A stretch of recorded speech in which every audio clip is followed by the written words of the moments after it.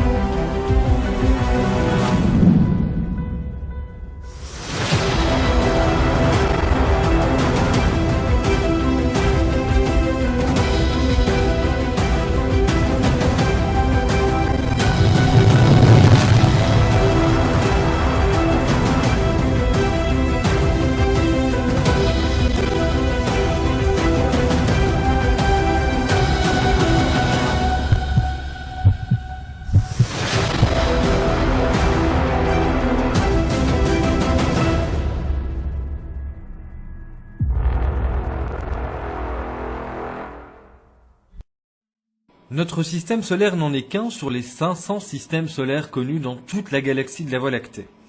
Le système solaire est né il y a environ 4,5 milliards d'années lorsqu'un nuage de gaz interstellaire et de poussière a explosé, donnant lieu à une nébuleuse solaire, un disque tourbillonnant de matériaux qui sont entrés en collision pour former le système solaire.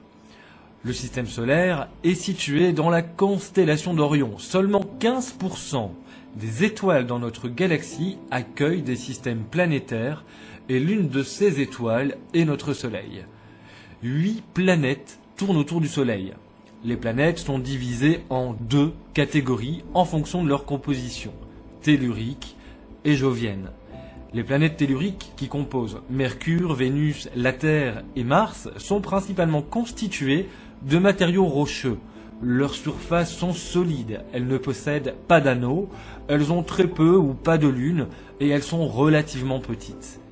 La plus petite et la plus proche du Soleil est Mercure, qui a l'orbite la plus courte du système solaire, située à environ 3 mois de la Terre. Vénus est la planète la plus chaude avec des températures allant jusqu'à 463 degrés Celsius en raison d'une atmosphère composée de dioxyde de carbone et d'importantes coulées de lave. À côté de ce monde de feu se trouve un monde d'eau, la Terre. Les systèmes d'eau de cette planète participent à créer le seul environnement connu dans l'univers capable d'accueillir la vie. La dernière des planètes telluriques, et non des moindres, Mars, pourrait également avoir accueilli la vie il y a environ 3,7 milliards d'années, quand la planète avait une surface aqueuse et une atmosphère humide. Au-delà des 4 planètes telluriques de l'intérieur du système solaire, se trouvent les planètes joviennes de l'extérieur du système solaire. Les planètes joviennes incluent les géantes gazeuses Jupiter et Saturne, et les géantes de glace Uranus et Neptune. Les géantes gazeuses sont principalement constituées d'hélium et d'hydrogène, tandis que les géantes de glace contiennent également des roches, de la glace et un mélange liquide d'eau et de méthane et d'ammoniac. Les 4 planètes joviennes ont plusieurs lunes, un système d'anneaux et n'ont pas de surface solide. Elles sont littéralement immenses. La plus grande jovienne est aussi la plus grande planète du système solaire, Jupiter. À proximité se trouve Saturne, la deuxième plus grande planète. Ces anneaux très identifiables seraient assez larges pour tenir entre la Terre et la Lune, mais font à peine 1 km d'épaisseur. Au-delà de Saturne se trouvent les géantes de glace Uranus et Neptune. La plus grande de ces géantes, Uranus, est célèbre pour sa rotation sur le côté. À côté d'Uranus se trouve Neptune, la planète la plus extérieure du système solaire, et aussi l'une des plus froides. En orbite autour des planètes telluriques se trouve la ceinture d'astéroïdes, un disque plat d'objets rocheux composé des restes de la formation du système solaire. De microscopiques particules de poussière à son plus grand objet connu, la planète naine Cérès. Un autre disque de débris spatiaux se trouve beaucoup plus loin et orbite autour des planètes joviennes. La ceinture glacée de Kuiper. La ceinture de Kuiper n'abrite pas que des astéroïdes mais aussi des planètes naines telles que Pluton. Elle est le lieu de naissance de nombreuses comètes. Et au-delà de la ceinture de Kuiper se trouve le nuage de Oort, un vaste ensemble sphérique de débris glacés. Il est considéré comme le bord du système solaire puisque c'est là que la gravité et les influences physiques du Soleil se terminent. Notre système solaire, ses planètes et autres objets célestes, tournant autour d'une même étoile qui lui donne vie, demeure finalement un endroit spécial que l'on appelle maison. À travers ce reportage, je vais vous en faire visiter chaque pièce.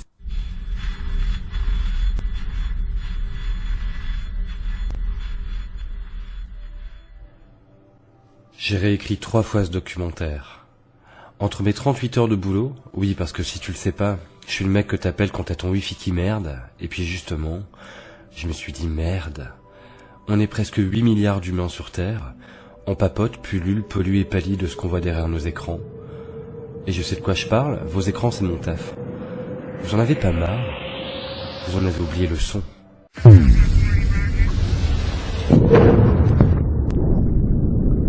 L'essence.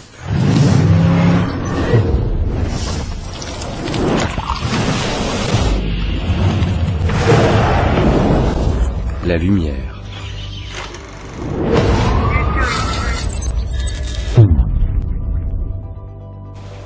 Et ce putain de soleil, qui a plus de 4,6 milliards d'années, sans qui rien ne serait jamais arrivé.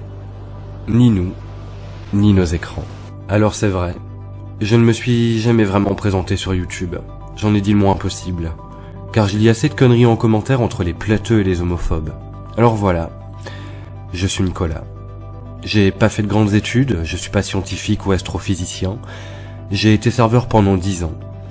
Mais tout comme toi, je suis un terrien, qui a une durée de vie limitée à l'échelle du cosmos. Tout comme toi, j'ai visionné sur Netflix, YouTube ou autres plateformes. J'ai beaucoup lu et cherché pour comprendre ce que je suis, ce qui m'entoure, pour m'instruire et rêver en observant l'espace. Parce que je suis vivant et doté d'intelligence, et je me demande aussi, sommes-nous seuls dans l'univers? Depuis que nous savons que l'univers est vaste, sinon infini, il n'y a pas de raison de s'interdire de penser que nous ne sommes pas seuls. Atteindre l'étoile la plus proche, ce n'est pas pour demain. Alors si on se concentrait sur ce que l'on a déjà, alors que des milliards d'étoiles sont dispersées à travers tout l'univers, celle au centre de notre système solaire joue un rôle très spécial pour nous, ici sur Terre.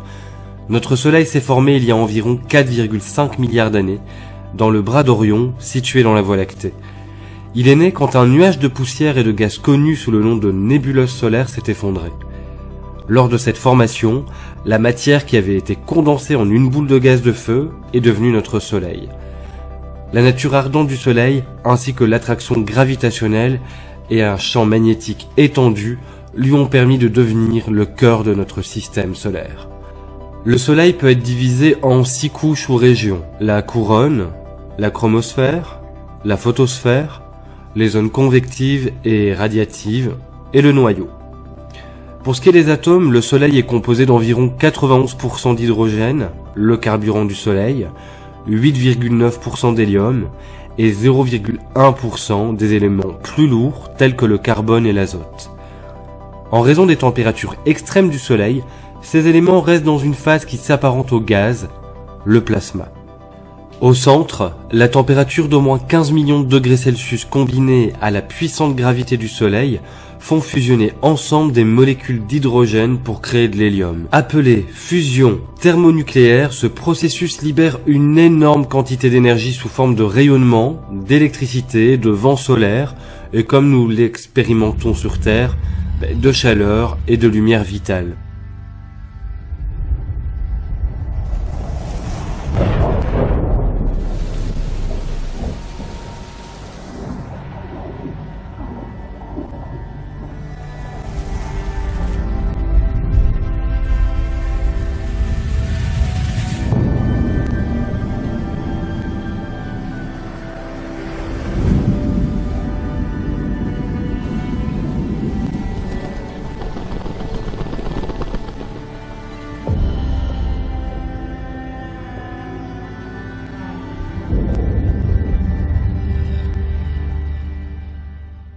Cette volatilité des matières est contenue grâce à la forte gravité du Soleil.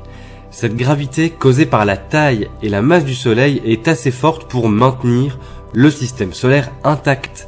notre Soleil est l'objet le plus grand et le plus massif dans le système solaire. C'est plus de 100 fois la largeur de la Terre et il pourrait théoriquement contenir les 8 planètes du système près de 600 fois. Il contient également environ 99,8% de toute la masse du système solaire. En bref, on ne représente absolument rien. À cause de cette masse, le Soleil tire beaucoup sur le tissu de l'espace, créant une force gravitationnelle qui attire les corps planétaires à proximité.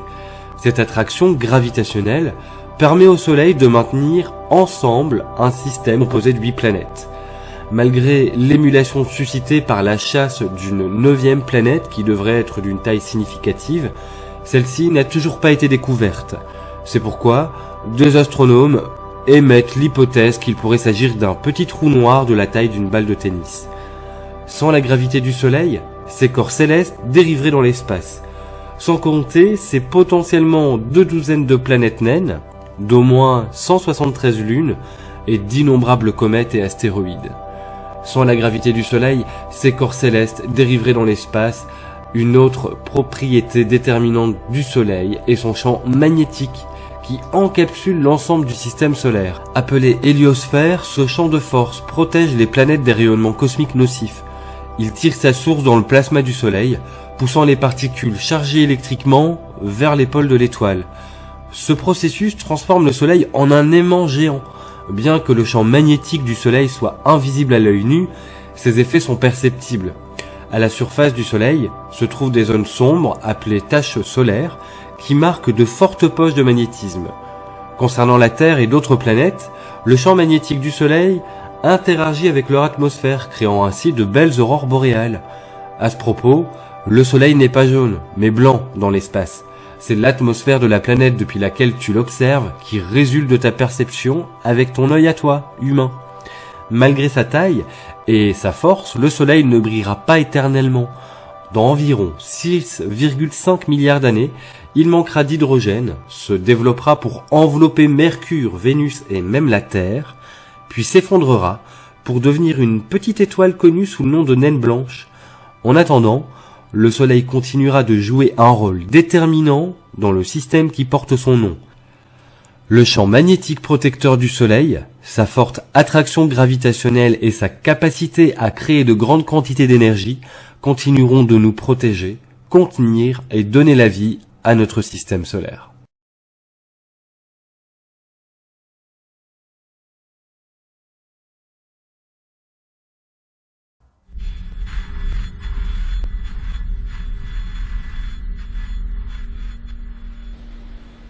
Pendant longtemps, j'ai regardé le ciel sans vraiment l'observer, sans jamais comprendre que certaines étoiles n'en étaient pas ou n'en étaient déjà plus.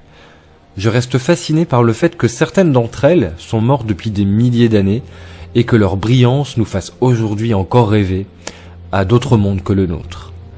Souvent, cela m'a permis de me remettre à ma place, dans ma petite vie de terrien, à relativiser, me resituer sur ma personne et le but que je donne à mon existence. Dans cette petite infinité dans laquelle nous vivons tous, car oui, nous sommes infiniment petits.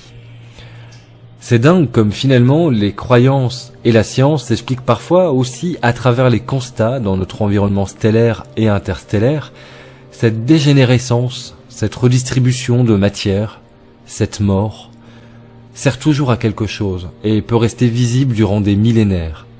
C'est sous les conseils d'un ami, qui ne me connaît pas, que j'ai appris à lever les yeux au ciel.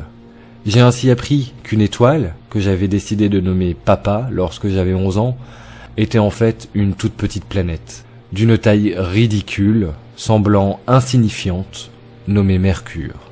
Aujourd'hui, quand je l'observe, et que je pense à tout ça, l'espace, la vie, la Terre, les petits problèmes d'humains, j'ai toujours en moi ce besoin de réconfort, cette envie de la toucher du doigt.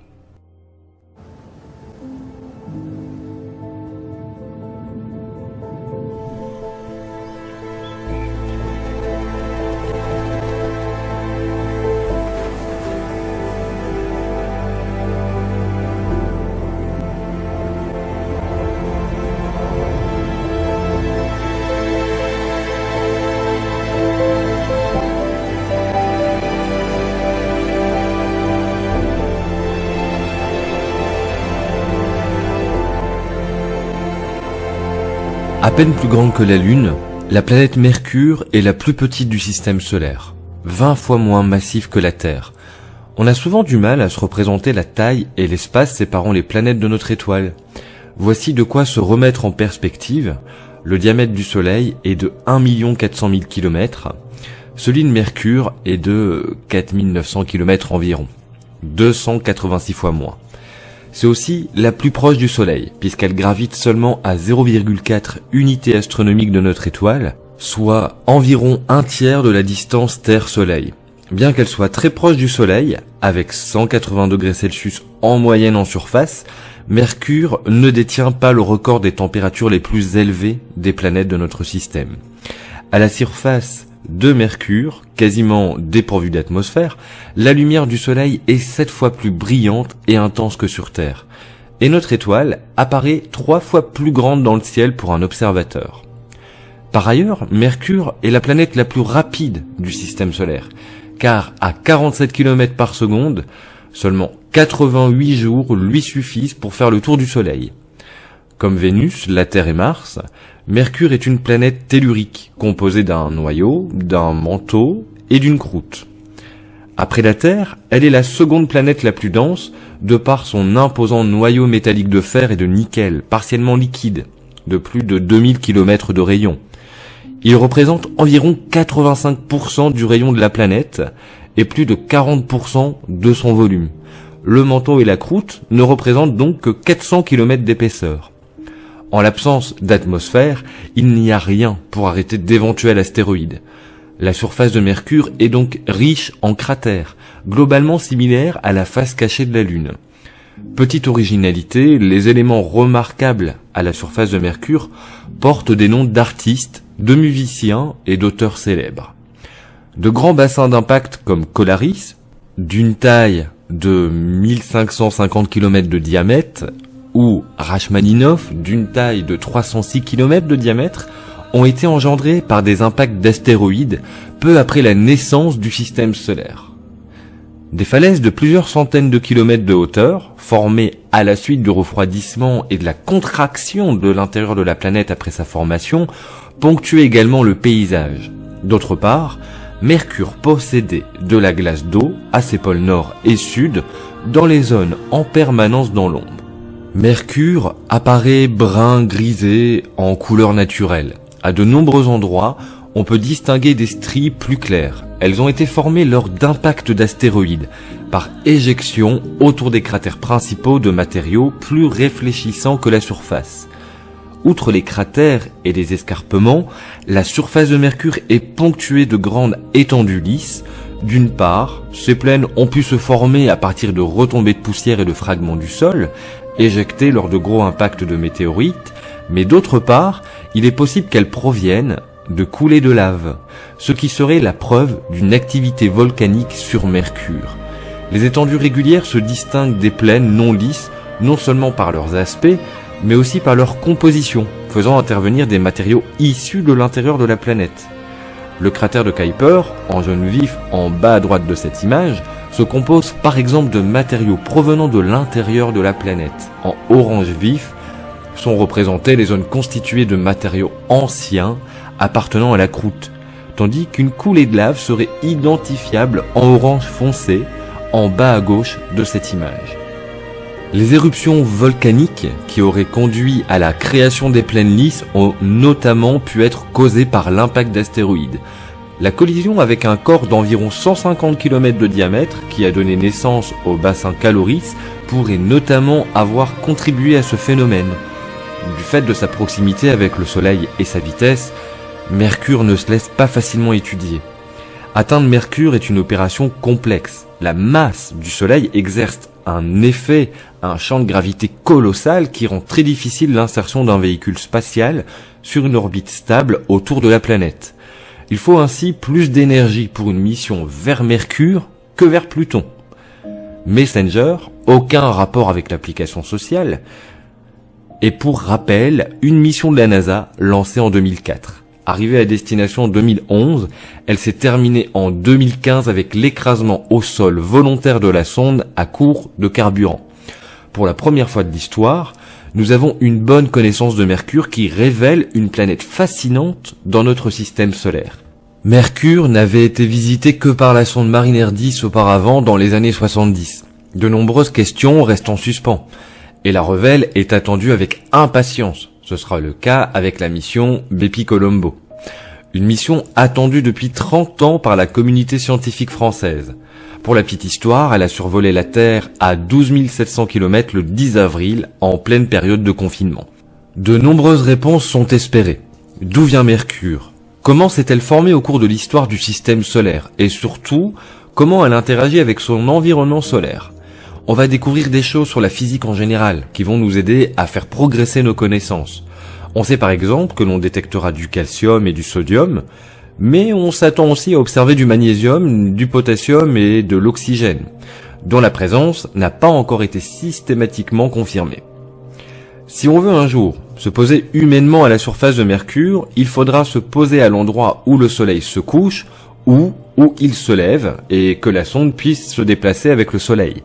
Car passer de moins 180 à plus de 450 degrés, personnellement, je ne connais pas de matériaux qui peuvent y résister.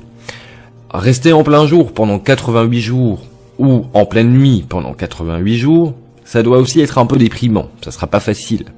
Mercure est connu depuis que l'homme s'intéresse au ciel nocturne. Les premiers à avoir laissé des traces écrites concernant les observations de cette planète datent de 3000 ans avant l'ère chrétienne. Elles ont été laissées par la civilisation sumérienne, qui est la première à avoir inventé l'écriture. Les premiers écrits, plus détaillés sur la planète Mercure, viennent des Babyloniens. Les Grecs, eux, pensaient que Mercure visible avant le lever du Soleil et Mercure après le coucher du Soleil étaient deux objets distincts. Ils leur ont donné les noms respectifs d'Apollon et de Hermès. Le nom actuel de Mercure vient de la mythologie romaine. Il s'agit du messager des dieux, mais aussi du protecteur des commerçants. Le nom vient du fait que Mercure, étant proche du Soleil, se déplace rapidement, tel un messager.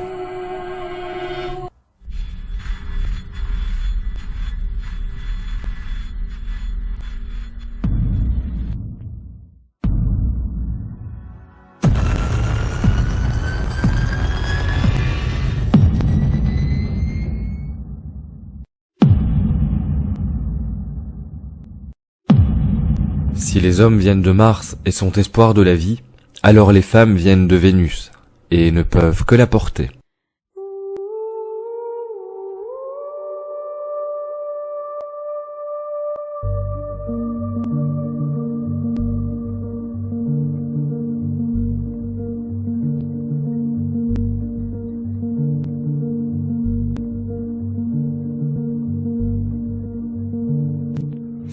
Majestueuse, couverte d'un voile blanc telle une mariée devant l'autel, Vénus n'attend que de se faire découvrir. Laissée pour compte face à la planète rouge, elle nous appelle à s'intéresser à elle. Qui d'autre pour mériter autant d'intérêt que celle que l'on appelle pourtant sœur jumelle de la Terre?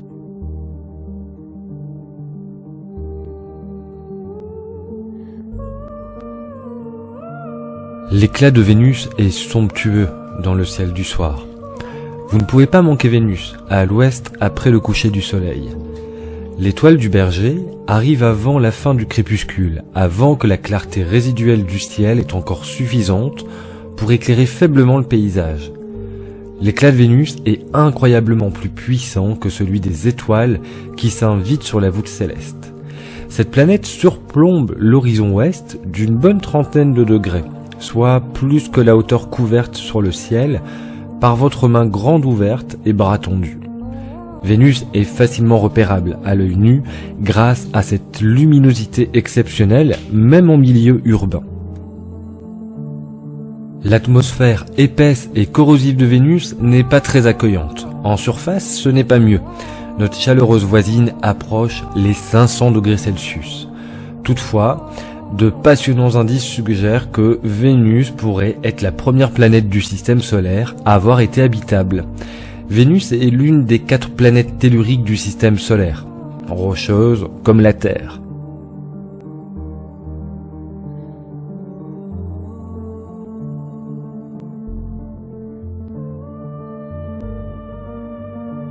Nommée d'après la déesse romaine de l'amour et de la beauté féminine, sa taille et sa masse sont très semblables à celles de notre planète. Un puissant effet de serre maintient sa température moyenne de surface à 470 degrés, ce qui en fait la planète la plus chaude du système solaire. Sa période de rotation est si lente que 3 jours vénusiens correspondent à environ une année terrestre. À noter que Vénus ne possède aucun satellite naturel. Elle tourne autour du Soleil en 225 jours et tourne sur elle-même en 243 jours dans le sens rétrograde, c'est-à-dire dans le sens inverse de la rotation du Soleil. L'atmosphère vénusienne, 100 fois plus massive que celle de la Terre, est indépendante de la planète et possède une superrotation d'une durée de 4 jours. Elle tourne si vite qu'elle génère en altitude au niveau de l'équateur des vents de plus de 360 km/h. Sa densité et sa composition sont également à l'origine de l'effet de serre responsable des températures suffocantes, les plus élevées jamais enregistrées à la surface d'une planète de notre système solaire. Décidément, il fait pas bon vivre sur Vénus. La structure interne de Vénus se décompose, comme la Terre, en 3 parties, noyau, manteau et croûte. Toutefois, Vénus ne possède pas de champ magnétique interne, ce qui laisse présager d'un noyau purement liquide. Depuis le début des années 1960, une vingtaine de sondes seulement ont rendu visite à la sulfureuse Vénus. Ils y sont restés pendant respectivement 53, 65, 57 et 127 minutes avant de littéralement fondre. En effet, les conditions de pression et la température extrême mènent la vie dure aux instruments électroniques, rendant compliqué, voire impossible, les atterrissages et modules ou les plongées dans l'atmosphère. De plus, la détection de traces de vie, bien peu probable jusqu'à aujourd'hui, oriente les budgets des agences spatiales vers une Mars plus attrayante, où les découvertes d'eau sous diverses formes enthousiasment régulièrement la presse, mais depuis que des chercheurs ont établi la présence apparente de phosphine, la roue tourne pour Vénus. Elle est la planète qui peut atteindre le point le plus proche de nous, à 42 millions de kilomètres de la Terre, dans la meilleure des configurations. À titre de comparaison, Mars ne se rapproche qu'à 56 millions de kilomètres de la Terre. Il faut croire que si les femmes viennent de Vénus, elles méritent donc davantage d'attention que les petits martiens. Vénus a sûrement beaucoup de secrets à nous révéler. La phosphine a été détectée par l'observation de l'atmosphère vénusienne à l'aide de 2 radiotélescopes. Elle pourrait provenir de processus inconnus de photochimie ou géochimie ou par analogie avec la production biologique de phosphine sur Terre grâce à la présence de vie. On trouve aussi ce composé dans les planètes géantes gazeuses du système solaire, mais il n'est pas d'origine biologique. La phosphine est associée à une odeur de poisson pourri, ce qui fait que dans de nombreux pays, son usage est très réglementé. Pouvoir trouver de la vie à des centaines d'années-lumière est une tâche difficile. Généralement, les détections d'exoplanètes ne sont accompagnées que d'une vague estimation de masse, de diamètre et de paramètres orbitaux. Mais l'arrivée de nouveaux outils laisse présager la possibilité d'analyser un jour la composition de composés chimiques de l'atmosphère d'Exotère. La présence d'azote, d'eau ou d'oxygène serait assurément un signe encourageant. Cela montrerait une grande ressemblance chimique avec notre planète. Seulement, il existe 1000 façons d'expliquer la présence de ces gaz dans une atmosphère sans que la vie n'intervienne. Bien que, pourquoi se limiter à la vie telle que nous la connaissons? Des êtres sur Terre peuvent survivre sans lumière, sans eau, sans être directement visibles. L'idéal serait donc de trouver un gaz lié de manière indiscutable à la vie, et c'est là que la phosphine devient intéressante. Ce gaz est une biosignature solide qui pourrait mener à la découverte de la vie ailleurs dans l'univers. Vénus ne serait-elle finalement jamais morte? En effet, les calculs qui ont utilisé un modèle similaire à celui permettant de prédire le changement climatique sur Terre confirment une fois de plus les observations des sondes Pioneer et Vénus Express. La planète Vénus aurait bien été pourvue d'un océan d'eau liquide peu profond, ainsi que de températures de surface habitables, pendant environ 2 milliards d'années au cours de son histoire, entre 2,9 milliards et 715 millions d'années avant notre ère. Aucune sonde spatiale n'a fonctionné plus de 2 heures sur le sol vénusien, et l'essentiel de nos connaissances vient de satellites en orbite autour de la planète. De nombreuses structures ressemblant à des volcans terrestres ont été découvertes dans les années 90 par la sonde radar Magellan, mais rien ne permettait de savoir si ces structures étaient récentes ou anciennes. Une sonde européenne, Venus Express, avait observé en 2010 une température très élevée sur une formation supposée volcanique, mais tout ce qu'on pouvait en dire, c'est qu'elle était âgée de au moins 2 millions d'années et contenait l'olivine, un minéral volcanique. En reproduisant en laboratoire les conditions qui règnent sur Vénus, une équipe de chercheurs vient de montrer que l'olivine portée à haute température se couvrait en quelques heures d'oxyde de fer et devenait indétectable. Donc, l'olivine découverte par Venus Express était de formation récente. Elle avait dû être mise à jour peu de temps avant les observations. On se doutait que Vénus était une planète active, mais cela semble désormais prouvé. C'est une planète qui respire. Pour en savoir plus, il faudra attendre la prochaine sonde vénusienne. Ce devrait être une sonde russe, nommée Venera D, dont le lancement est attendu pour 2024.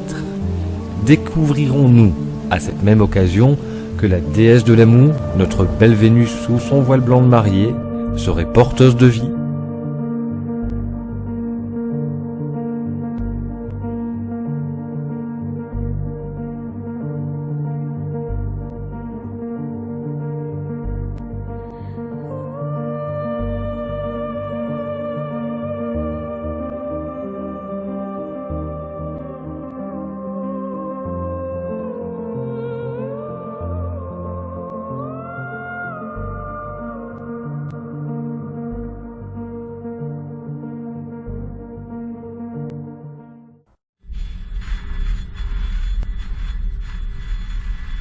La Terre, seule planète connue à accueillir la vie. Elle est le résultat de phénomènes scientifiques et de pure chance. Ce point bleu dans l'espace contient le passé, le présent et le futur de notre existence même. Il y a environ 4,5 milliards d'années, la Terre se formait à partir de particules issues de la création de notre Soleil. La gravité a consolidé ces particules ensemble pour former des galets qui ont ensuite formé des rochers et finalement la Terre. La Terre est la troisième planète en partant du Soleil. Une planète finalement de taille banale, orbitant autour d'une étoile plutôt blême que les humains ont eux-mêmes classée comme une naine jaune. L'homme habite la banlieue lointaine d'une galaxie anodine, perdu dans un univers si vaste qu'il ne peut même pas le concevoir dans son ensemble. La Terre orbite autour de cette étoile à une distance moyenne d'environ 149,6 millions de kilomètres. Puisqu'il y a en moyenne une planète par étoile dans l'univers, il y a probablement plus de 100 milliards de planètes rien que dans la Voie lactée, et autant dans chacune des centaines de milliards d'autres galaxies. Avec une telle profusion de planètes, comment la vie n'aurait-elle pu évoluer qu'une unique fois? Même avec des probabilités d'apparition ridiculement faibles, l'univers pullule probablement de vie. D'autant que cet univers se transforme continuellement. Chaque jour, 275 millions d'étoiles, donc de planètes, naissent. Autant arrivent en fin de vie, et toutes sont en mouvement constant. L'homme ne peut même pas identifier sa propre position qui n'est pas fixe, à commencer par l'orbite de la Terre fonçant autour de son Soleil à une vitesse de 100 000 km/h et dont l'humain n'a même pas conscience. Pas plus qu'il ne perçoit que son système solaire entier se propulse dans sa galaxie plus rapidement encore. Et pour finir, sa galaxie, comme toutes les autres, est elle-même en mouvement. Elle se rue vers la galaxie la plus proche, Andromède, à la vitesse de 720 000 km/h. La Terre est heureusement pour nous assez proche du Soleil pour être chaude, contrairement aux planètes gazeuses, mais pas assez proche pour que sa surface soit exposée à la chaleur extrême et au rayonnement solaire comme c'est le cas de Mercure.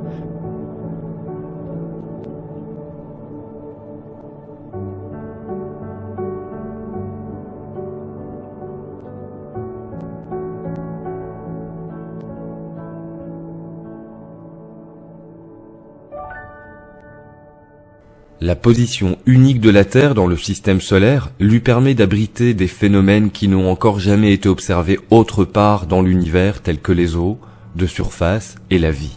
Selon une théorie, une grande partie de l'eau sur Terre serait aussi vieille que sa roche, les deux s'étant formés lors des premiers jours de la Terre, En raison de la distance unique entre la Terre et le Soleil, la planète est capable de contenir de l'eau sous toutes ses formes, liquide, glacée ou gazeuse, plutôt que constamment gelée ou évaporée. Dans l'espace, la Terre est le seul endroit connu dans l'univers avec de l'eau liquide en surface, ce qui a des effets en cascade uniques sur la planète. Elle hydrate la Terre et aide ainsi à créer un sol riche en nutriments.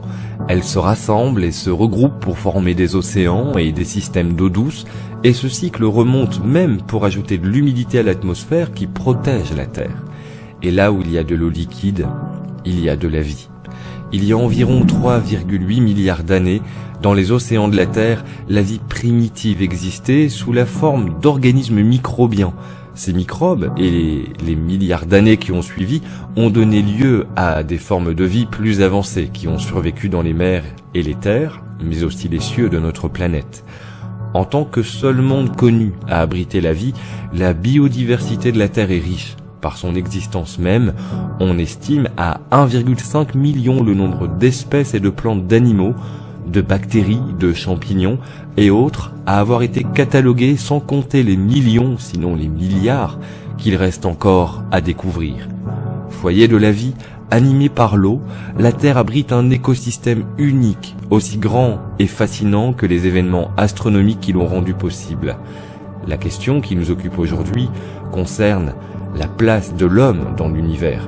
La cosmologie moderne a réduit la place de l'homme dans l'univers. Faut-il en être désespéré?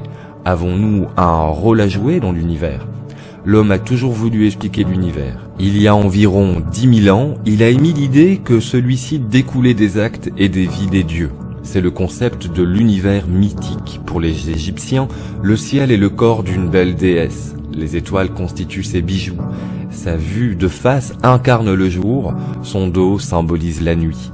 Pour les Indiens, l'univers est né de la danse du dieu Shiva. La flamme qu'il tient parfois représente la chaleur qui prévalait à l'origine du monde. En Asie, ce ne sont pas les actions des dieux, mais l'interaction des deux forces populaires du yin et du yang qui façonnent le monde. Galilée avait été le premier à braquer un télescope vers le ciel en 1609, découvrant ainsi que les planètes présentent des phases qui justifient leur fonctionnement autonome. Ces observations lui permettaient de contrer le modèle copernicien. Il a dû réfuter ces déclarations, fut mis à l'index et placé en résidence surveillée. Ce n'est que récemment, il y a quelques années, que Jean-Paul II avait présenté les excuses de l'Église à Galilée, soit plus de 400 ans après sa mort. Les germes étaient semés. Un choc psychologique énorme s'était produit. Ni l'homme, ni la Terre n'étaient au centre de l'univers. Et aujourd'hui, grâce à la mondialisation, l'industrie, les connaissances, la science et la technologie, nous savons que la lumière qui nous parvient aujourd'hui de l'extrémité de l'univers observable date de la période durant laquelle les premiers hommes apparaissaient en Afrique. Des télescopes placés dans le monde entier recueillent la lumière cosmique qui nous permet de progresser dans nos connaissances. Le silence éternel des espaces infinis ne m'effraie plus. Je m'y promène avec une confiance familière. Nous habitons pas un coin perdu d'un désert farouche et impraticable. Tout le monde nous est fraternel et familier. Même nos planètes voisines ont encore des secrets à nous révéler et sont même susceptibles d'abriter la vie, de nous aider à nous comprendre, ou encore même de s'y abriter. Nous sommes ici, sur ce petit point bleu, perdu dans un rayon de soleil, seul exemple de la vie telle que nous la connaissons. Désespérément à l'affût de la trouver ailleurs, cherchant un abri à coloniser. Nous vivons dans cette grande fourmilière. Depuis la nuit des temps, l'homme a régulièrement incorporé dans son génome des centaines de gènes étrangers. Au total, il s'agit de plus de 100 000 fragments de virus, soit 10% de l'ensemble du génome humain. Finalement, l'humanité dans son intégrité même n'est rien d'autre que le fruit d'une immémoriable collaboration interespèces. Et si la Terre faisait également partie d'un ensemble? Dès lors, toutes les prétentions de l'homme par rapport aux autres espèces apparaissent inappropriées. Sur Terre, tout est vie.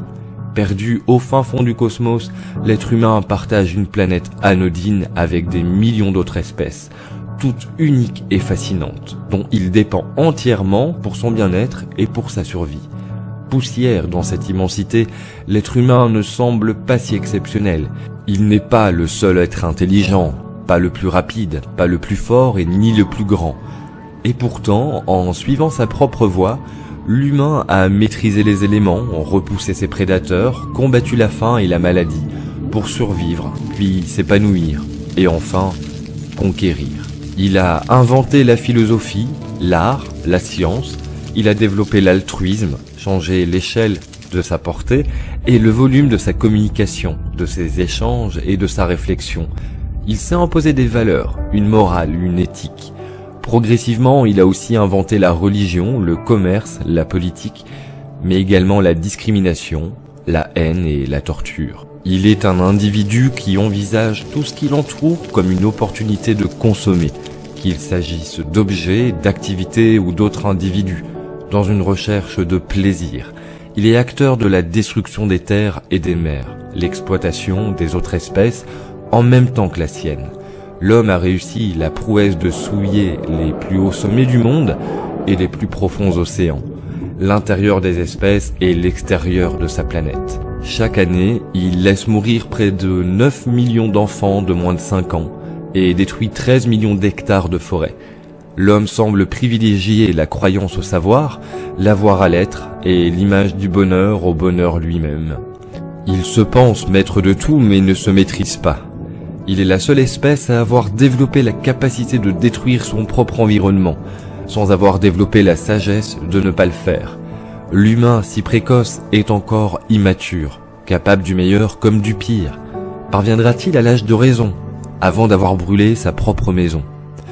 Au moment où l'humanité se prépare à affronter la plus grande crise de son histoire, où son existence même est en jeu, face à la collision inévitable entre le crash économico-financier et le crash écologique et sanitaire, et où les mesures préventives et réparatrices s'avèrent inefficaces ou impossibles à mettre en œuvre, il serait fatal de le laisser de côté le forçage technologique comme l'unique recours pour sauver l'espèce humaine, au prix peut-être de cette fragilité et de l'infinitude qui fait sa grandeur. La Terre est là, elle y restera. Mais nous, où serons-nous quand elle ne sera plus faite pour nous? Quelle sera l'espèce, après nous, à fouiller les sols pour comprendre ce qui nous est arrivé?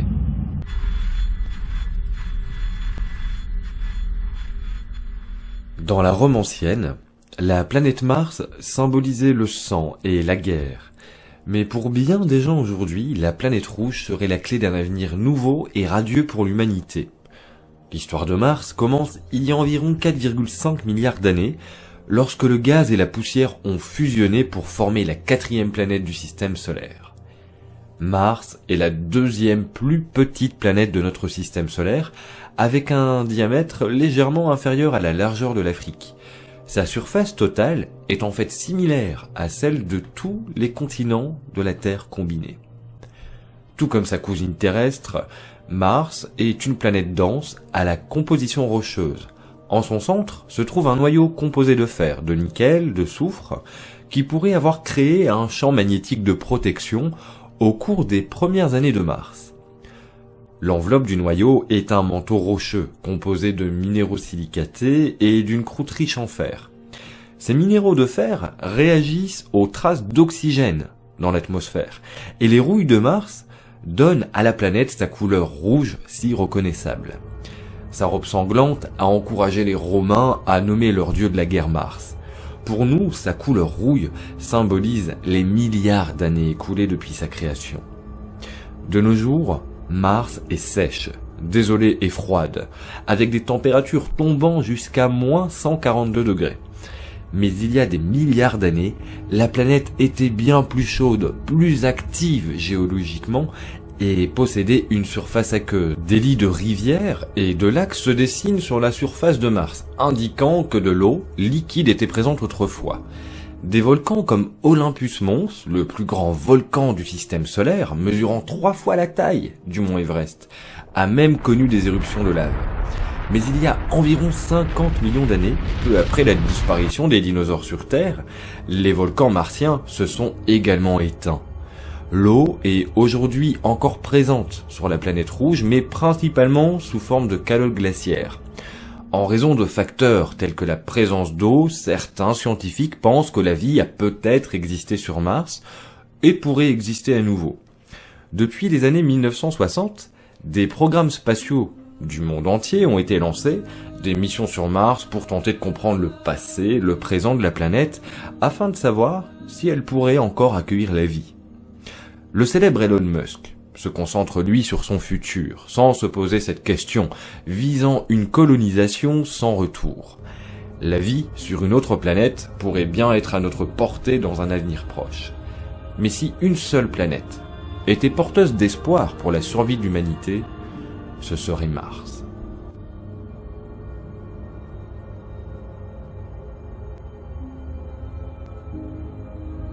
Même si la présence de phosphine nous laisse à penser que Vénus pourrait passer en tête, l'atmosphère de Mars, ses conditions météorologiques y sont plus propices. Même si la planète rouge n'est pas faite pour l'être humain, des suppositions, simulations, projets visent sa terraformation. En bref, il s'agit d'adapter Mars sur plusieurs centaines d'années aux conditions propices à la vie humaine. Le procédé ayant le plus d'adeptes serait la panspermie, ou plutôt ce que j'appellerais l'humaspermie, qui consisterait à approvisionner la planète en algues et composés terrestres pour raviver son atmosphère. Le voyage vers Mars porte en ce moment et plus que jamais son intérêt à travers le monde. Des rovers tels que Curiosity ou Perseverance ont été envoyés vers la planète rouge par tous les continents du monde, ou du moins en association avec les agences spatiales, mais aussi grâce aux 6 entreprises du milliardaire Elon Musk qui prouvent un peu plus chaque jour qu'il est capable d'aider la NASA à aller sur Mars grâce à son vaisseau Starship et ses réacteurs super puissants. Et c'est cependant, même avec toutes ces possibilités, un réel défi d'aller sur Mars. Pourquoi, me diriez-vous ? Difficile à relever car en effet, il faut tout d'abord prendre en compte le temps du voyage, entre 6 mois dans le meilleur des cas, et 2 ans, mais également la difficulté d'y faire atterrir un vaisseau. En effet, il était plutôt facile et pressé, face à la concurrence de la conquête spatiale, de poser un engin sur la Lune, mais la gravité sur Mars est beaucoup plus forte. Par conséquent, l'amartissage sera beaucoup plus difficile. Mais malgré ces difficultés, il est primordial que nous continuions nos efforts afin de nous poser le plus rapidement possible sur la planète rouge. En effet, le climat terrestre devient de plus en plus vite toxique. Nous polluons et nous surconsommons, surexploitons les ressources de notre planète. Et même si nous arrêtions toute activité industrielle, prenons pour exemple un confinement radical universel, autant économique que sanitaire, il faudrait plus de 10 000 ans à la Terre pour redevenir comme elle l'était à l'ère pré-industrielle. Autrement dit, peu importe ce que nous entreprenons pour sauver notre planète et l'humanité, la Terre deviendra invivable pour nous d'ici quelques siècles. Mais ça n'est pas faute d'essayer à y vivre plus longtemps. Poursuivons aussi nos efforts écologiques. Nous avons aujourd'hui les moyens techniques d'aller sur Mars d'ici peu. Cependant, l'hypothèse d'un voyage, qui se passerait comme celui sur la Lune en 1969, est écartée. En effet, compte tenu de la durée du trajet, si des hommes vont sur Mars, ils y resteront certainement plusieurs mois, voire plusieurs années, ou définitivement. Ils y auront donc besoin d'une base, ainsi que d'un moyen de fabriquer du dioxygène, vital pour l'espèce humaine. Des expérimentations sont en cours pour essayer de transformer le CO2 martien en dioxygène. Cependant, le procédé utilisé n'a jamais été testé hors de l'atmosphère terrestre. Nous ne pouvons donc pour le moment pas savoir s'il sera aussi évident d'effectuer cette opération sur le sol martien. Mais c'est sur la possibilité d'effectuer une telle opération que se pose la potentielle colonisation martienne. Qu'un autre frein qui pourrait retarder le voyage, la crise économique liée à l'épidémie de la Covid-19 qui nous touche maintenant depuis presque un an, engendre un point crucial, les financements. Les États préféreront sûrement investir leur argent dans d'autres secteurs que l'exploration spatiale, ralentissant les recherches et le développement du matériel nécessaire à une telle aventure. La nouvelle présidence américaine représente également un potentiel frein au développement d'une mission martienne. Je donne ici aucun point de vue personnel quant à celle-ci, mais en effet, le budget de la NASA sera certainement diminué et côté américain, nous ne pourrions compter plus que sur l'entreprise d'Elon Musk, SpaceX. Désormais une entreprise puissante avec des moyens technologiques mais insuffisants pour ce saut. En effet, difficile d'imaginer un voyage vers Mars sans la participation de la NASA ou autre agence appartenant à d'autres nations. Finalement, dans chaque film de science-fiction, pour gagner contre les aliens ou pour quitter la planète tel que dans le célèbre film Interstellar ou Passenger, c'est l'humanité tout entière qui s'unit pour aboutir à sa réussite. Ce qui n'est actuellement pas le cas malgré nos souffrances sanitaires et économiques communes en cette année 2020, soit dit en passant. Cependant, SpaceX seul ne pourra pas faire grand-chose. Le but de Musk est de créer des fusées et des réacteurs capables d'amener des hommes sur Mars à bas coût, mais cela dans le but d'aider la NASA dans son programme martien. Il est en effet pour le moment inimaginable que SpaceX lance sa propre mission martienne et emmène, elle toute seule, des hommes sur le sol martien. Pourquoi Mars représente un tel intérêt pour les nations du monde ? Mars représente une solution de secours quant à la survie de notre espèce. Si jamais nous arrivons et allons assez rapidement, Elon Musk a annoncé qu'il poserait sa première base sur Mars d'ici 2030 et qu'il y aurait 1 million d'êtres humains sur la planète rouge d'ici 2050. Vous remarquerez ainsi la volonté du milliardaire américain à mettre tous les moyens qu'il possède en œuvre pour atteindre ses objectifs le plus vite possible. Il n'est pas le seul à avoir cette vision des choses. En effet, il y a plus de 100 ans déjà, Konstantin Tsiolkovsky disait « La Terre est le berceau de l'humanité, mais on ne passe pas toute sa vie dans un berceau ». Preuve que depuis que nous avons conscience de l'existence d'autres mondes habitables, nous avons la volonté de les explorer et de devenir une espèce multiplanétaire. Le voyage vers Mars n'est donc pas qu'une hypothèse pour sauver l'humanité, tout comme la possibilité de vie ou d'y vivre, cela se fera. De plus, c'est confirmé depuis longtemps, de l'eau liquide s'écoule dans les ravines et le long des parois des cratères à la surface de Mars, renforçant le mystère autour de l'existence possible de la vie sur la planète rouge. Mais les scientifiques ne savent toujours pas d'où provient cette eau, ni sa composition chimique, si elle permettrait d'accueillir la vie. En 2026, la NASA devrait placer en orbite autour de Mars une structure composée de modules inhabités et de panneaux solaires. Les premiers êtres humains rejoindront cet avant-poste 2 ans plus tard pour fonder ce que l'entreprise appelle le Mars Base Camp, un laboratoire et habitat spatial pouvant héberger 6 astronautes qui servira de porte d'entrée vers Mars pour les futures missions.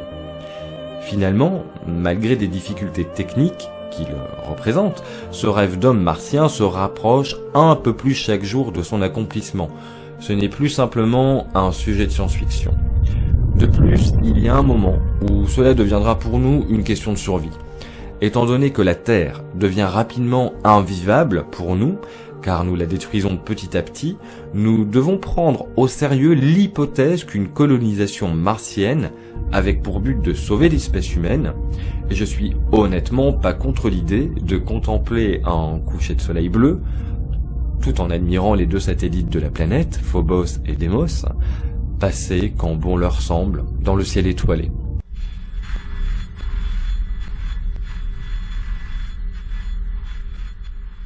Né de poussière d'étoiles il y a 4,5 milliards d'années, Jupiter était la première planète du système solaire. Tout comme son homonyme, le roi des anciens du roman, Jupiter était destiné à la grandeur. Jupiter est la 5e planète en partant du Soleil, et la plus grande planète du système solaire avec une largeur équivalente à 11 planètes Terre.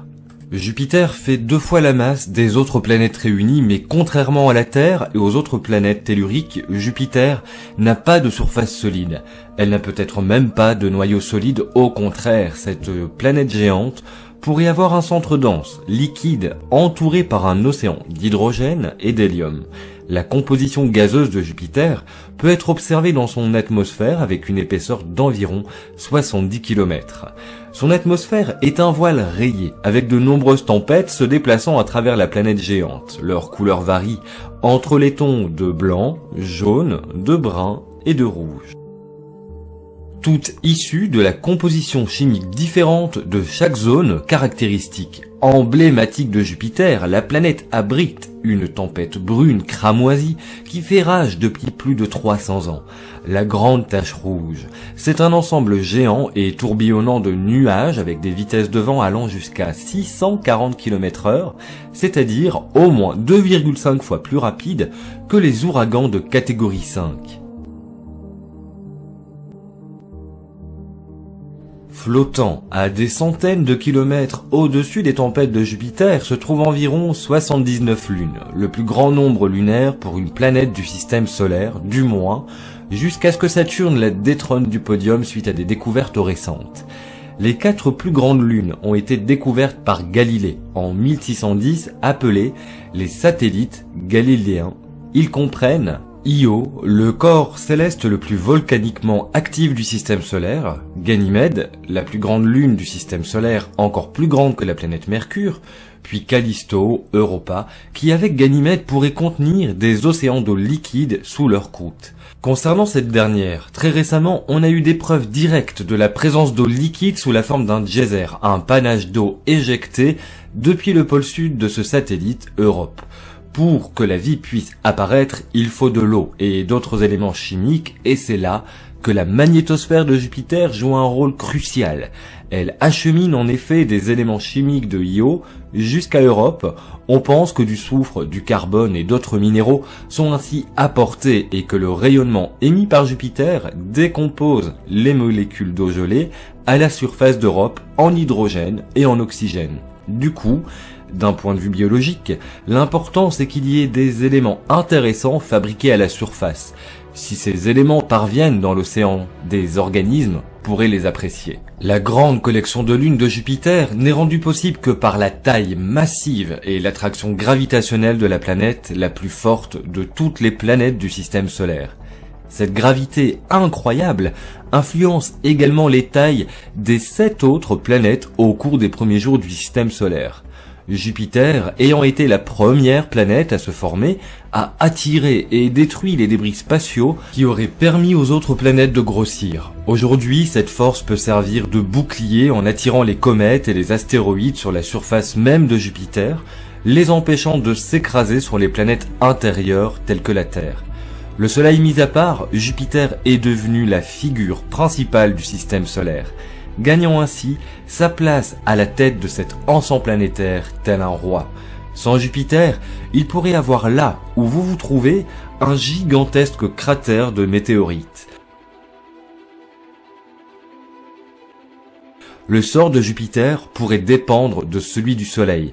Dans 4 ou 5 milliards d'années, le Soleil se dilatera en une géante rouge en avalant peut-être la Terre par la même occasion.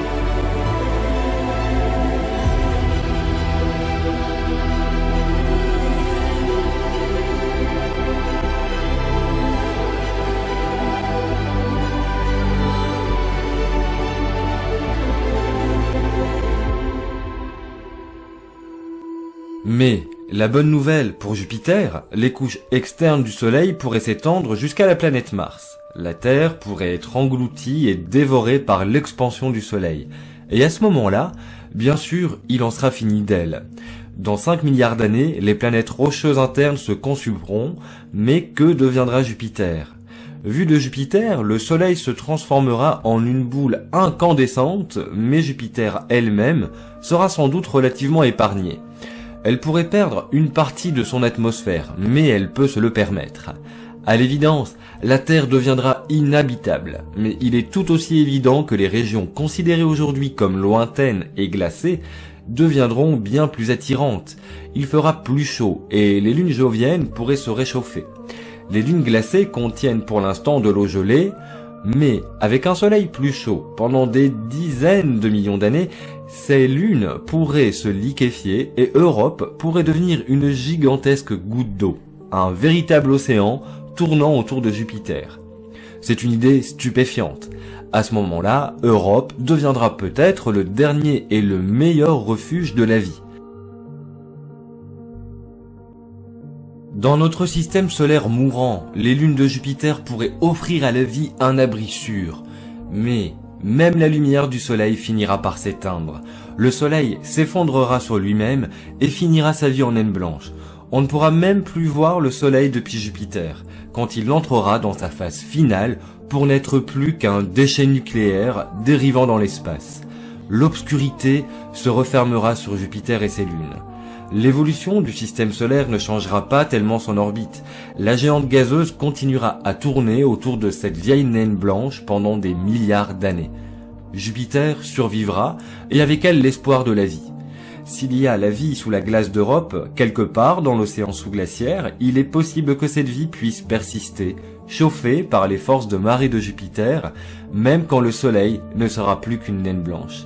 Jupiter existe depuis les tout premiers temps du système solaire, et elle sera encore là. Dans ses derniers instants, une bâtisseuse, une protectrice, une nourricière et une survivante.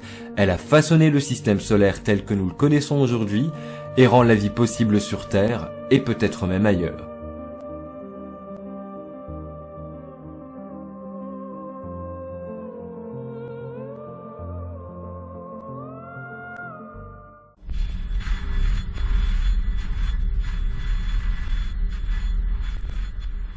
Avant toute cette histoire, j'avais mis ma vie en suspens.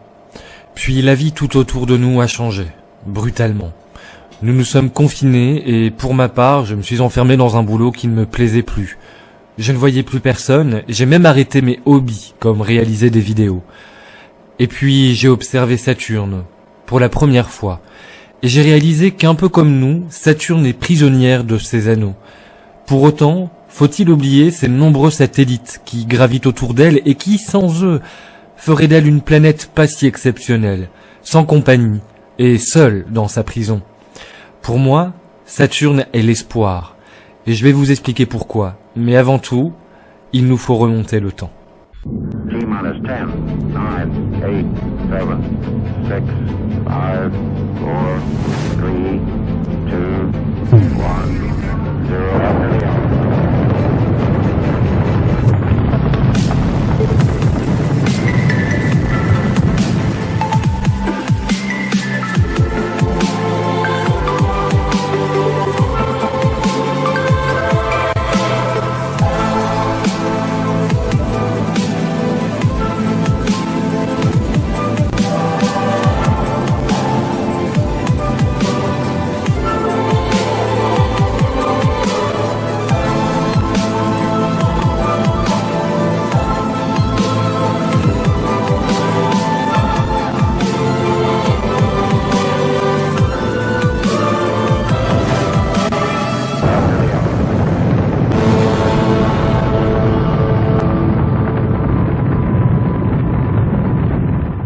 Saturne est la 6e planète la plus éloignée de notre Soleil.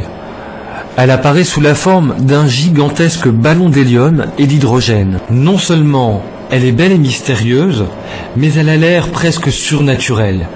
Elle est très facilement reconnaissable grâce à ses magnifiques anneaux. Ces anneaux sont composés à plus de 95% de glace d'eau pure. Ils sont tellement larges que l'on peut les voir nettement depuis la surface terrestre avec un télescope amateur. Cette structure est en fait composée de 8 anneaux principaux. Entre les anneaux, il peut y avoir des séparations qui existent dues à l'action de certaines lunes de Saturne. Ces anneaux ne se trouvent que sur une hauteur d'environ 1 km au niveau de l'équateur de Saturne.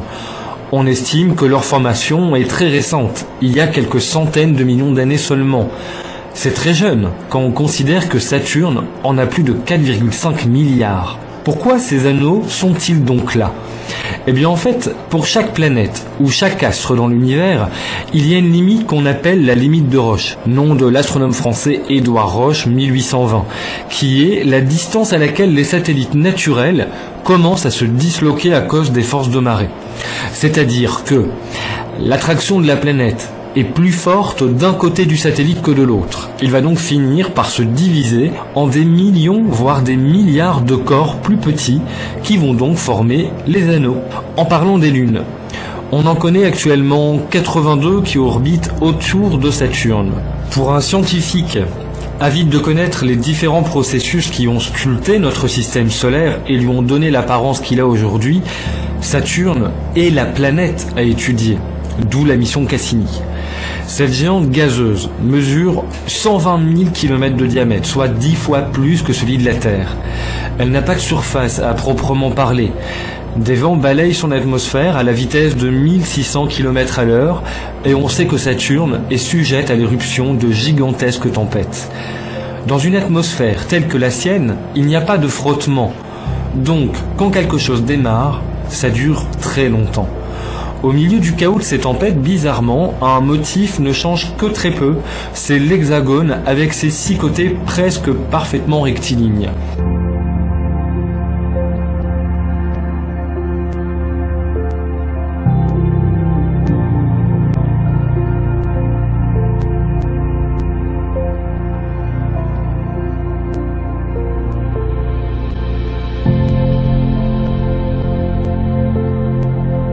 Cela paraissait surréaliste parce qu'on s'attend pas à voir quelque chose avec des côtés droits dans une atmosphère nuageuse et cotonneuse.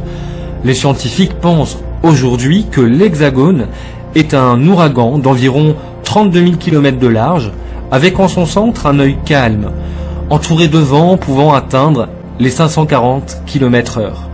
Oui, sur Saturne, c'est calme. Les photos prises par Cassini forment une collection d'art unique en son genre. Elle célèbre son voyage et son arrivée en orbite, une source de fierté pour les scientifiques de la NASA.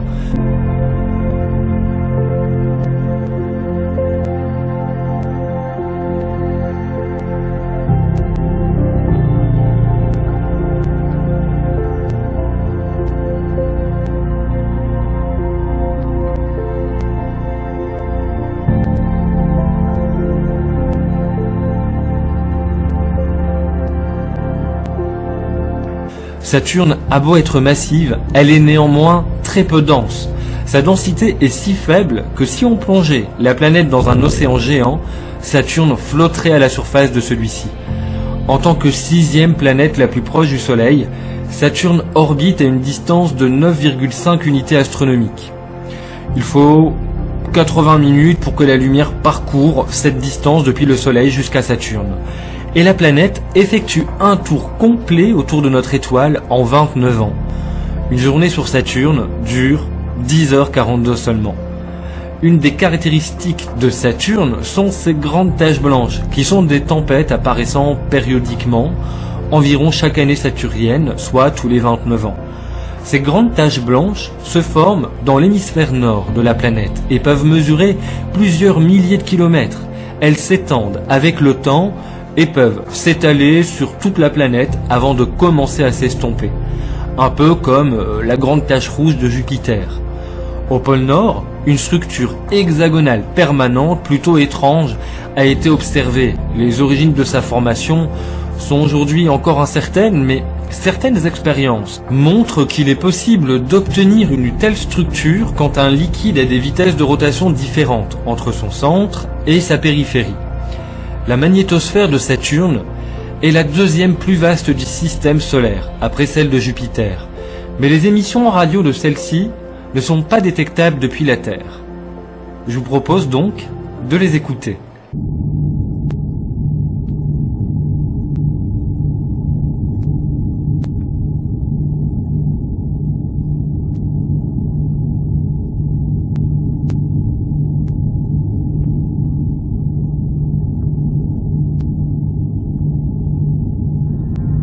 Saturne est la planète la plus distante visible à l'œil nu. C'est Galilée qui est le premier à en observer les anneaux en 1610, mais il pense alors que c'est un satellite de la planète. et Christian Huygens qui comprend en 1655 que Saturne est en fait entouré d'anneaux. La dernière mission spatiale ayant pour objectif l'étude de Saturne et de ses lunes est la sonde Cassini-Huygens qui s'est insérée en orbite autour de Saturne entre 2004 et 2017. En fait, l'orbiteur est Cassini et Huygens est un atterrisseur qui s'est posé sur la lune Titan en 2005. Les anneaux de Saturne vont disparaître, mais ça ne va pas se produire tout de suite. Selon la NASA, cette disparition est prévue d'ici 300 millions d'années. Voici une modélisation accélérée du phénomène.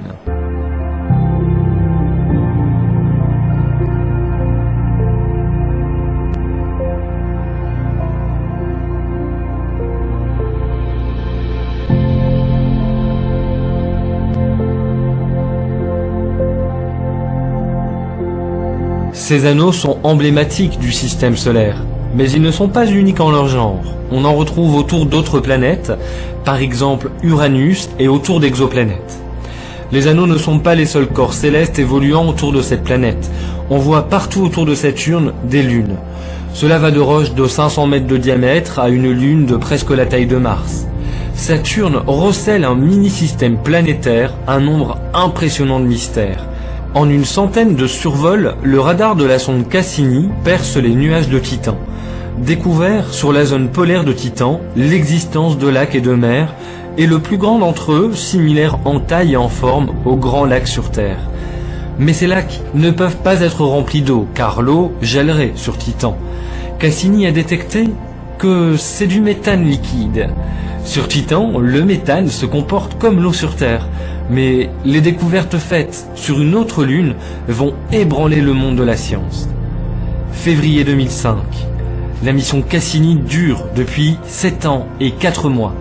Quand un survol du satellite Encelade change la donne, de mystérieux panaches de brume jaillissent de sa surface. On voit effectivement qu'il y a un panache de matière composé de jets individuels à partir du pôle sud d'Encelade. Minuscule par rapport à notre lune, Encelade s'avère une énigme. Normalement, les lunes si petites sont mortes et inactives. Alors comment se fait-il que des geysers soient éjectés dans l'espace? Comment expliquer cette activité? Puis Cassini découvre quelque chose au-dessus d'une surface gelée à moins de 200 degrés Celsius. Ce qui est considéré comme chaud, vous l'aurez deviné. On a découvert qu'au pôle sud, il y avait de la chaleur qui s'échappait, puisqu'il y avait de la vapeur d'eau, des poussières, de la matière organique. C'est qu'il devait y avoir une activité quelconque à l'intérieur. En utilisant de nouveaux modèles géochimiques, des scientifiques ont découvert que la concentration en CO2 dans l'océan d'Encelade peut être contrôlée par des réactions chimiques au fond de la mer. Ajoutons à cette découverte celles antérieures, d'hydrogène et de silice. Il suggère des environnements géochimiquement complexes dans le noyau rocheux. Une complexité qui aurait le potentiel de créer des sources d'énergie susceptibles de soutenir la vie.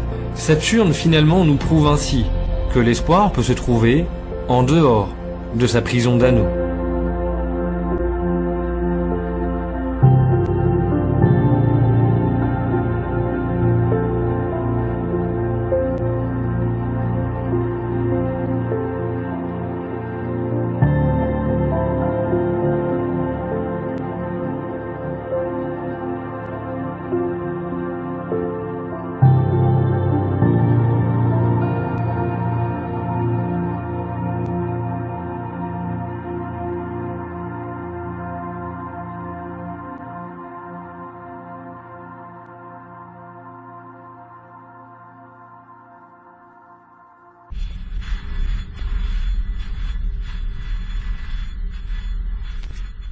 Uranus est la 7e planète du système solaire, de par sa distance au Soleil. Tout comme Neptune, elle est nommée géante de glace. Ça ne veut pas dire qu'elle est composée uniquement de glace d'eau. En fait, ici le mot glace réfère au fait de ses composants volatiles, tels que l'ammoniac, de l'eau, du méthane. Tout comme Jupiter et Saturne, Uranus est composé d'une grande partie d'hydrogène et d'hélium. Mais la différence avec nos deux géantes gazeuses est qu'on trouve aussi dans l'atmosphère d'Uranus une quantité significative de ces composés volatiles, surtout du méthane. La couleur bleutée d'Uranus est justement due à cette composition plutôt forte en méthane dans la haute atmosphère. Uranus et Neptune sont donc plutôt similaires, et on approfondira les caractéristiques de Neptune dans le 9e épisode de la série L'Odyssée stellaire. Uranus se trouve à une distance de 19,13 unités astronomiques du Soleil en moyenne, un petit 2869 milliards de kilomètres. Cela veut dire que par conséquent, elle se trouve 19 fois plus éloignée du Soleil que ne l'est la Terre, et qu'elle tourne autour du Soleil en 84 ans.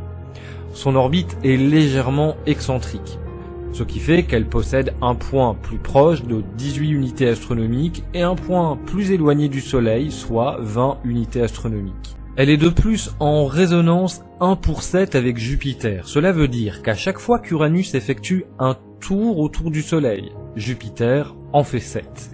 La planète tourne sur elle-même en 17 heures et 14 minutes, avec des vents dans la haute atmosphère qui atteignent les 900 km/h. Elle a la particularité d'être inclinée, à un peu plus de 90 degrés sur son axe orbital. Cela fait d'Uranus la seule planète du système solaire à rouler sur son orbite, d'où son surnom de planète couchée. Les astronomes pensent que l'état d'Uranus est la conséquence d'une collision violente qui s'est produite quelque temps après sa formation, ce qui a également accéléré sa rotation autour de son axe avec un tour complet réalisé quand même en 17 heures.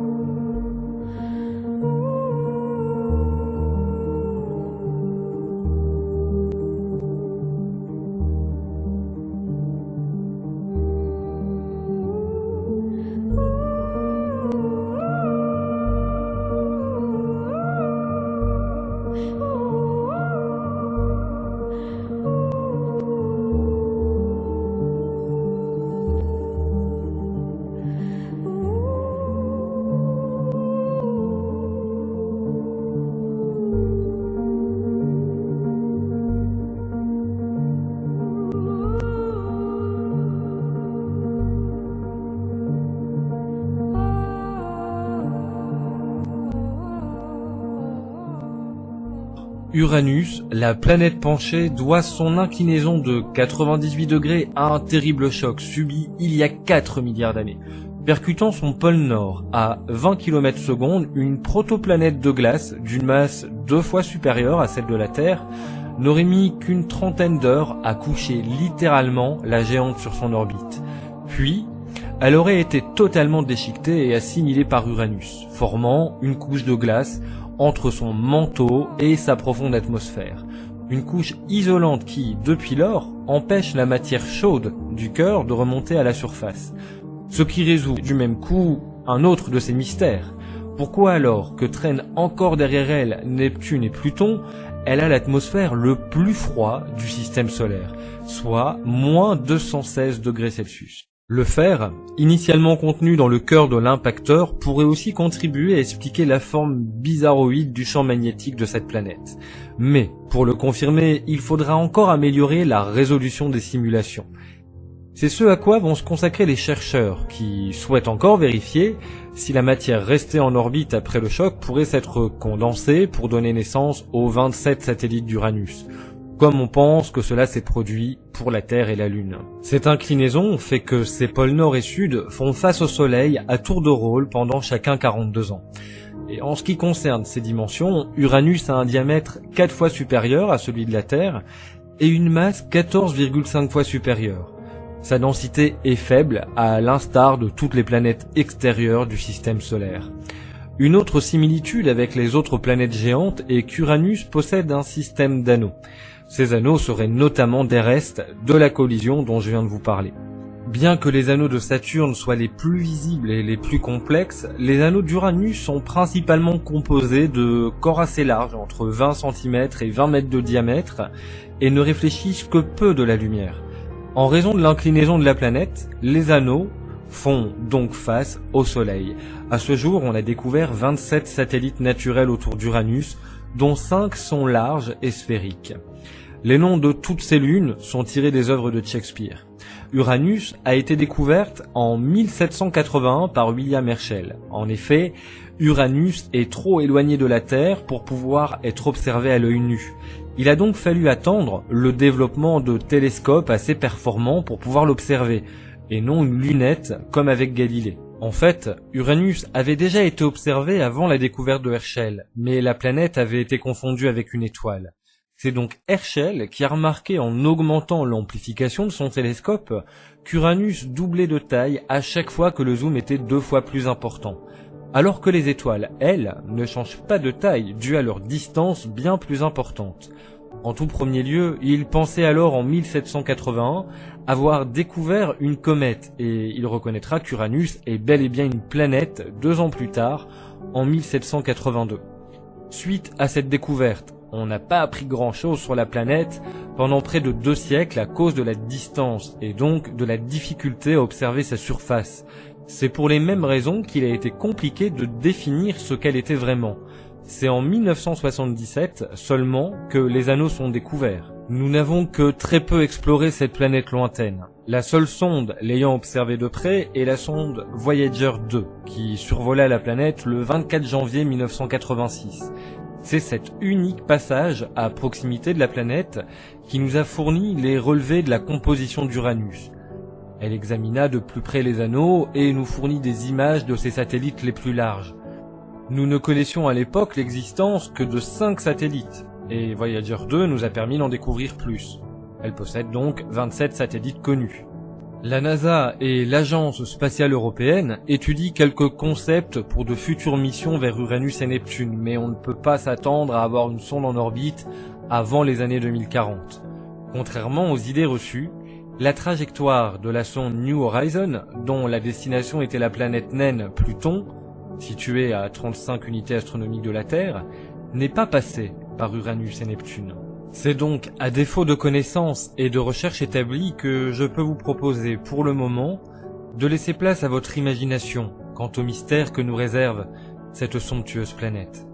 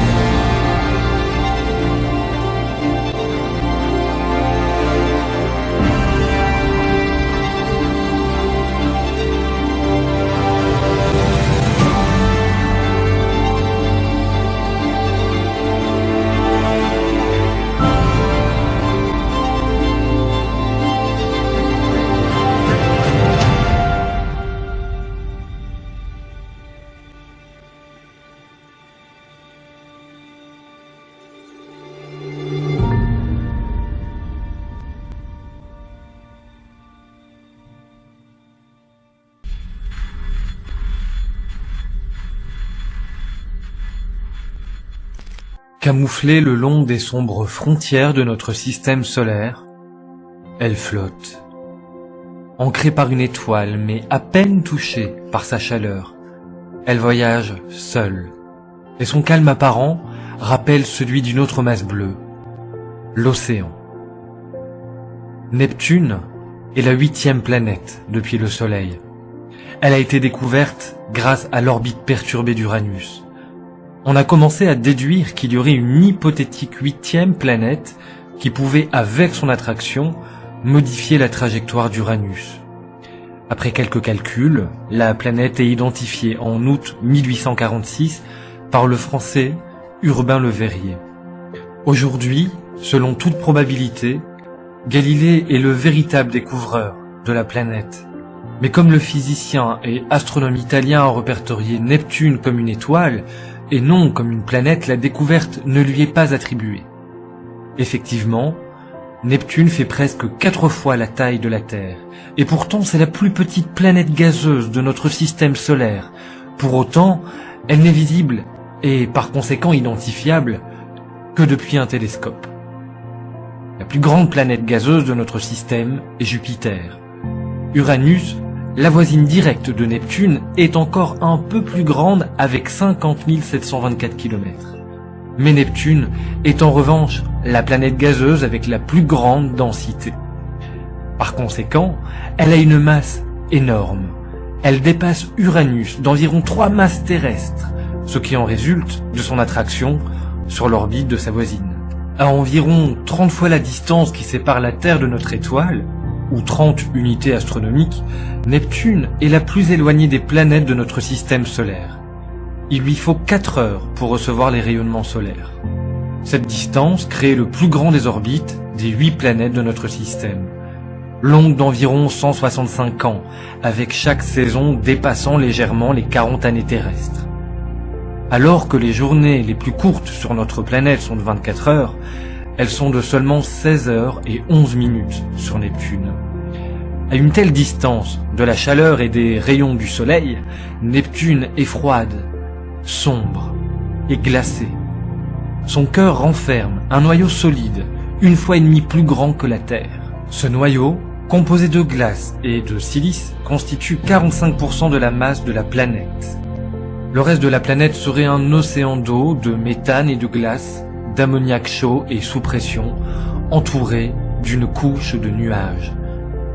C'est une véritable cocotte minute dont les nuages formés, principalement d'hydrogène et d'hélium, comportent des traces de méthane qui donnent à cet océan sa couleur d'un bleu profond. De loin, les nuages lui donnent une apparence calme, mais de près, ils sont malmenés par le climat le plus intense du système solaire.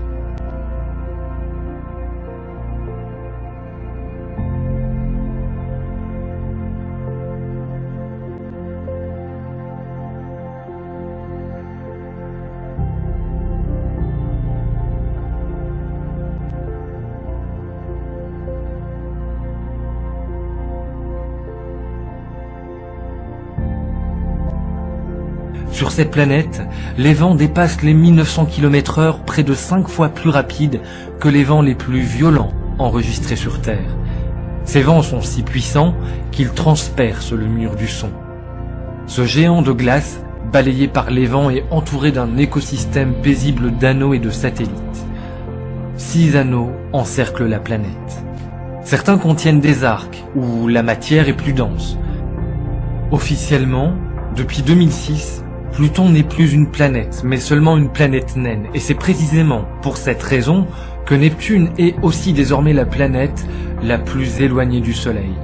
Et pour ne pas être seul dans ce vide si froid et vaste, 14 satellites orbitent autour de Neptune pour lui tenir compagnie. Le plus grand d'entre eux étant Triton.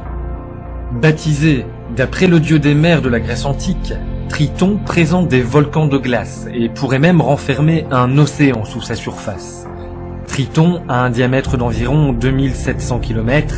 À titre de comparaison, la Lune de la Terre a un diamètre d'environ 3470 km et n'est donc pas beaucoup plus grande que Triton. Selon certaines théories, Triton n'est probablement pas une lune originelle de Neptune. En raison du mouvement orbital opposé, on suppose que Neptune a pu capturer le satellite il y a des milliards d'années. Tous les autres satellites se déplacent dans la même direction que la planète. Triton est donc une exception parmi tous les autres mystères de notre système solaire.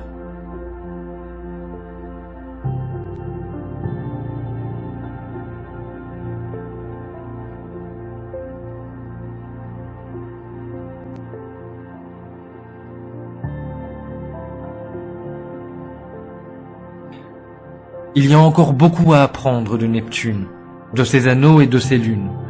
Comme pour Uranus, une seule sonde, Voyager 2, a rendu visite à ce corps céleste tant éloigné. En 1994, grâce au télescope Hubble en orbite autour de la Terre, Neptune peut être à nouveau observé. Le monde de Neptune est fascinant et unique en raison de son extrême éloignement de la Terre et du Soleil. Nous ne savons pas grand-chose de la planète bleue. Il y a une attraction semblable à la Terre sur Neptune. Comme la planète n'a pas de surface solide, il sera assez difficile de mettre le pied pour se tenir debout sur Neptune. Mais si vous ne vous enfoncez pas, vous remarquerez que l'attraction est presque la même que sur Terre. Alors que sur Terre, la gravité est de 9,800 mètres par seconde carrée, l'attraction sur Neptune, elle, est de 11,15 mètres par seconde carrée. Pour mieux nous rendre compte, voici un petit exemple. Si une personne pèse 70 kg sur Terre, elle pèsera environ 78 kg sur Neptune. Alors, combien peseriez-vous sur Neptune? Prenez votre poids et multipliez-le par 1,115, en supposant bien sûr que vous ne coulerez pas dans les entrailles de cette magnifique planète. Une autre mission était prévue pour 2019 qui incluait les planètes Jupiter, Saturne et Neptune, a été mise en attente jusqu'à nouvel ordre. Effectivement, depuis l'impact économique et financier suite au coronavirus, la NASA a gelé ses différents projets. Seule l'entreprise d'Elon Musk semble survivre dans ses élans, mais l'intérêt de l'étude des sciences qui nous occupent ne sont pas dans les priorités de notre cher milliardaire. Quand et si une autre visite aux confins du système solaire est prévue, nous ne le savons malheureusement pas. Nous ne pouvons qu'espérer qu'en apprendre bientôt davantage sur cette planète unique. Notre odyssée stellaire touchant à sa fin, je vais vous inviter à laisser place à votre imagination.